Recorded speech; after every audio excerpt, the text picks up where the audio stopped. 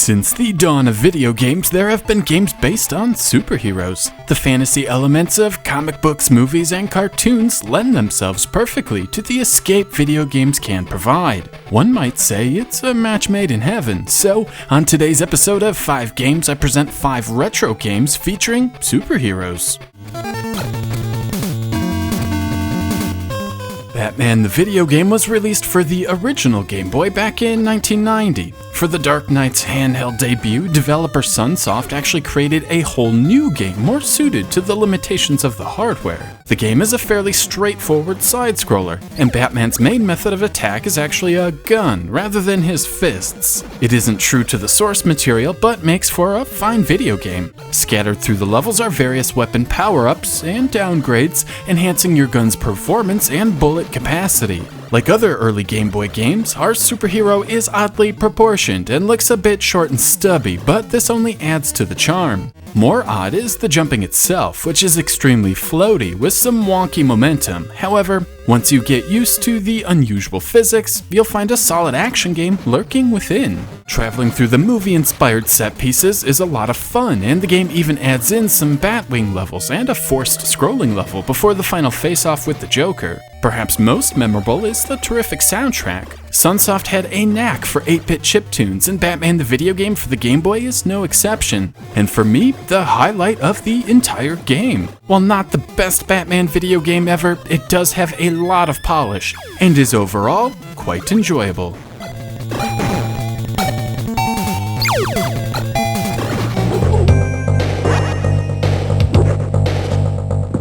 In many ways, Daredevil is Marvel's Batman, only blind. As far as I can tell, Encore's Daredevil for the Game Boy Advance is the only video game to ever star the Devil of Hell's Kitchen. Unfortunately, this is based on the 2003 film, which kind of wasn't very good. Daredevil itself is a generic side-scrolling action game. You take control of Matt Murdock and must make your way through the streets of New York to take down the Kingpin. Along the way, you'll fight hordes of nameless bad guys using well-honed martial arts skills as well as the trademark baton. There are a few moments taking advantage of Daredevil's unique senses as well, with a visual cue letting you know something is near. Press the shoulder button and you enter a sort of blind mode with secret items revealed. But if I'm honest, Daredevil on the Game Boy Advance is not a good game. While the running and jumping is responsive enough, the combat is just dreadful. Enemies take far too many hits to go down, have far too much invincibility after you knock them down, which absolutely wrecks the flow of the game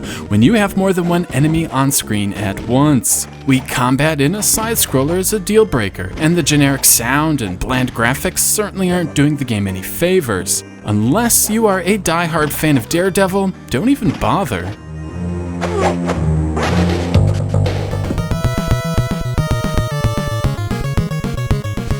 Next on our list is Teenage Mutant Ninja Turtles 2, the arcade game for the NES. With humble beginnings as a comic book in 1984, these 4 superheroes quickly gained worldwide acclaim, and the 1990 live-action film is still exceptionally watchable to this very day. This 1990 beat-em-up for the NES is based on the successful cartoon series, however. After selecting one of the 4 heroes, you make your way through New York City on a quest to take down the Shredder. Teenage Mutant Ninja Turtles 2, the arcade game, is a pretty solid NES game with detailed graphics, good animation, plenty of variety, and a rocking soundtrack, but the beat-em-up mechanics are limited. Basically, you have one normal attack, a jump kick, and a special move. The special move does twice the damage as the normal, with no consequence, so this will be your go-to move for a majority of the game. Except for the bosses, which almost exclusively require perfect timing with the jump kick. Like I said, it's a bit limiting, but doesn't stop this from being a lot of fun.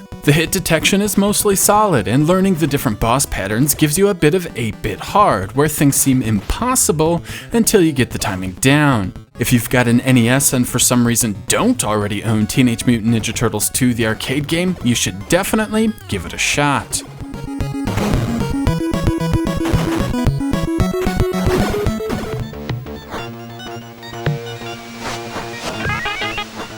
Moving to the Sega portion of our program, we have X-Men 2: Clone Wars for the Genesis. Unlike the previous games mentioned, X-Men 2 Clone Wars is actually based on the comics, which is kinda cool. Also cool is how the game starts by dropping you right into a level with one of 6 random heroes. After beating the level, a proper title screen then appears. X-Men 2 has a lot going for it, with 6 characters initially available. These all control fairly similar, with similar attacks, but also have a lot of unique things going as well. Some characters have a double jump, for example, and they all have unique mutant powers. This allows you to attack stages differently, as some characters are more mobile, and others have better ranged attacks. The graphics are also great, with detailed sprites and a bright yet gritty feel, reminiscent of a 90s comic book. Unfortunately, something about the gameplay feels a bit off. Enemy placement is the worst offender, and I found myself jumping into, or jumping onto, enemies all too frequently. It all feels a bit careless if I'm honest, and I've been struggling to get into this game for a couple of years. Still, there very well may be a good game lurking here if you're willing to work past the game's flaws. The responsive controls, smooth graphics, and ambient soundtrack are certainly appealing, and may be enough to put this over the top for many.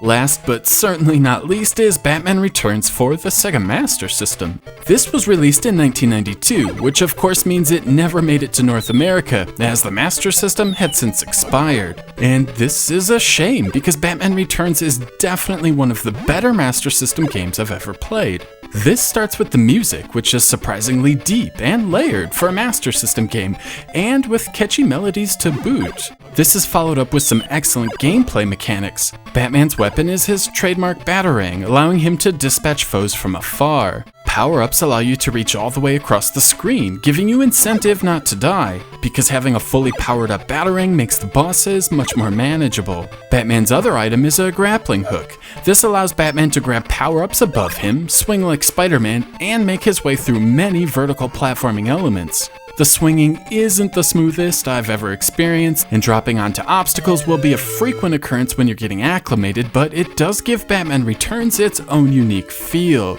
If you're in North America and looking for a reasonably priced Master System game to import, Batman Returns is a great place to start.